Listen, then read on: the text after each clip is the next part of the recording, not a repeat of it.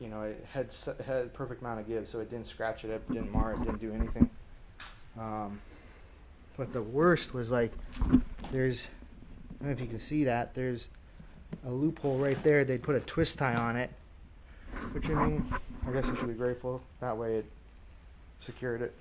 Like they made it almost impossible to take it off, and whatever. It's good. It's good. You know, I got it.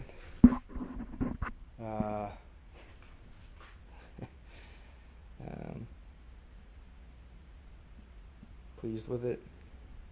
Friggin' ecstatic with this son of a gun.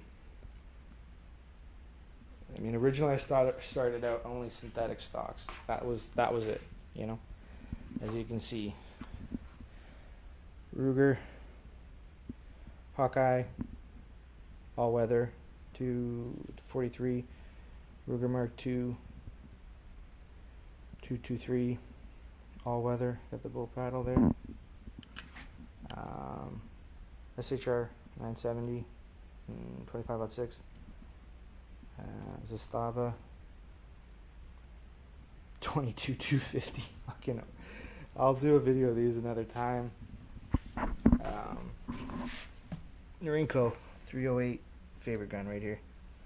I really haven't shot in any of these, so I can't comment on how they shoot or anything like that. But just for how odd this gun is and how rare, if you want to call it that, it is. I mean, it's typically, you know, I don't associate rare with being good. Rare is just a fucking dumb word for something that, you know, people associate with value, but it's not. It's not, you know, something doesn't have to be valuable to be rare and really hard to get. Try looking one of these up. I'm not even going to tell you the model or the name that it's actually made under, but it was like pre-90, early 90s, like Clinton ban, United States, no more like importing Chinese firearms. If you live in the States or whatever, you know what I'm talking about. But like after reading a bunch of forum posts, I think they only had like 250 of these that they brought into the States. Obviously, few made it into Canada, so I'm gonna say 500 total, because if only 250 made into the States, probably 250 made into Canada. Whitworth P14 no, it's not the P17, it's the P14 Sporter. But I mean, they're P14 P17 are so close. I mean, you might as well just call them the same fucking thing. This thing, it's gorgeous. Like, it's a BSA sporter. Like, that's this Whitworth. I mean, the only place on the gun it says Whitworth is right there on the bucket. I can't see it very well, don't feel like picking it up. But I did some research on those, and like, best information I could find was this guy that was like, yeah, back in when they had these, and he was a kid and they had them in the store, it was like, it was in the case at the store. It wasn't just out with the rest of the guns, you know. It was like, this one was like right up there with the frickin' pre-64 mile 70.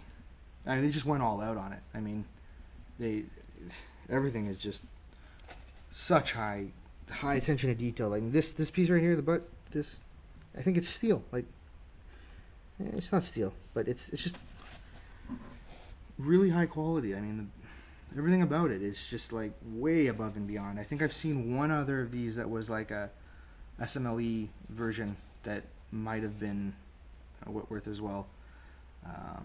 But like, these are like, upon reading multiple threads of these, like there's not even like a picture of this that you're gonna find. Just friggin' probably more scarce than this right here. Does that make it valuable? No. It doesn't make it valuable for shit, but it fucking makes it valuable to me. I fucking love these guns. These are my two favorite guns. No problem. Are they my best gun? No. This probably SHR shoots the best.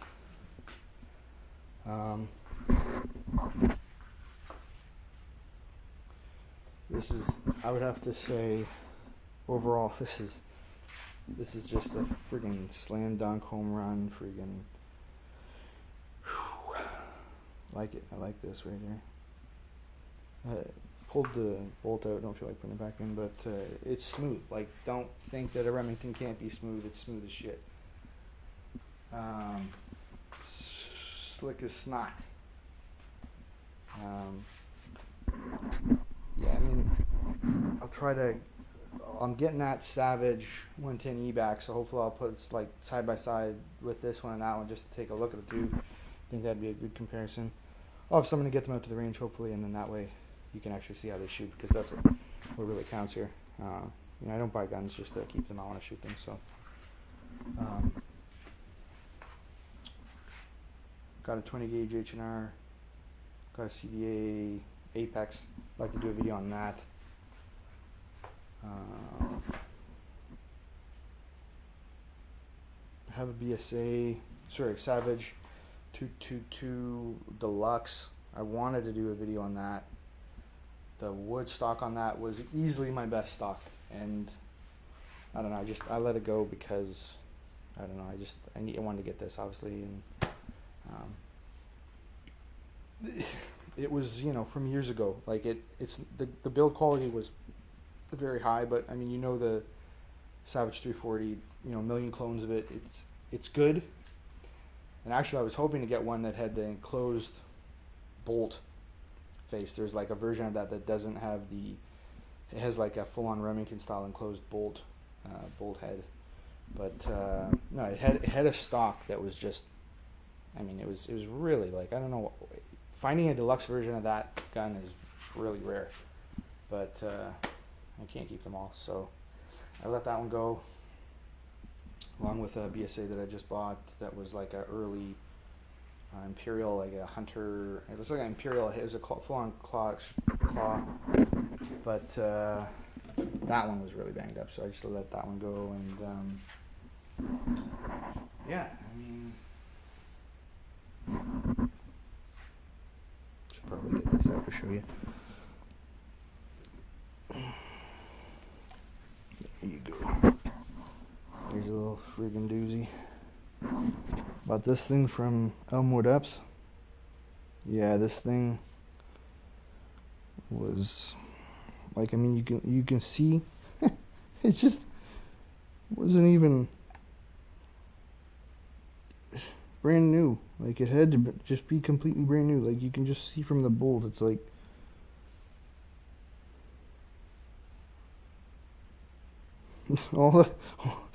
I don't know, maybe not, but close to it. Having trouble here.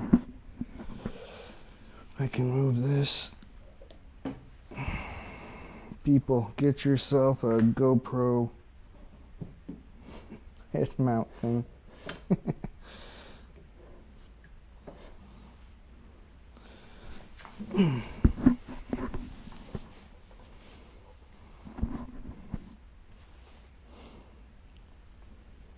Yeah. When I did some research on this before, I was reading. Well, first of all, this stock is out of this world. I mean, you're not gonna find a nicer synthetic stock. I mean, you might. I don't know. I would bet. You'd be hard pressed to find a synthetic stock nicer than this one. It literally feels like a Glock. Like, it's full on, like. Listen how hard that is. I could pick up this. I could pick up the Ruger Hawkeye or the Sava, and it's just not going to sound like that. Like, you're hitting the mag there, but this thing is beyond heavy duty. If you get a chance to get an SHR 970, freaking buy it. So well. Like, when they made these, I'm pretty sure it was actually just. I read originally it was just like they were testing the waters to see if they get in the American market. You know, this is before, like, well, I don't know if it was before Sour 202 or whatever, but it's very close to. There's like a target rifle, like an SSG 3000 or something. But like, if you, no, that's the Sour 202. The SSG 3000, actually, I think it is just a Sour 202 because it has the same removable barrel nut system. There's like three bolts right there. Not in this one. There's just two. But you know, that's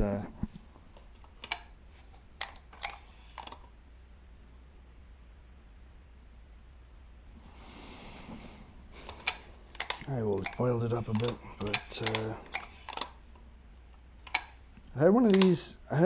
A deluxe one of these in 9.3 by 62 with a insane wood stock, just insane. And I let that go in favor of getting this one. I mean, 25/6, you can't go wrong with that right there. Most of these, you know, if you find them, trying to get one of the barrels is just as, you know, important as the gun, because you want one in a caliber that, you know, that you like, that you're after. 30/6, not sure about that. 7mm Remington, 280, 270 are the more common calibers, I think.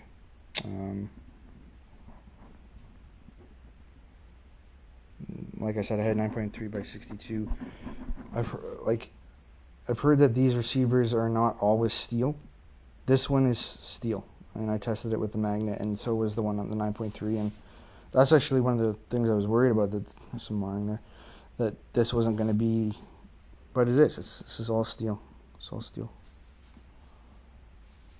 I'd like to cryo this and do a cryo treat on it, and maybe a couple of my other rifles, maybe one other, I don't know. But this one for sure. This one deserves like a good, you know,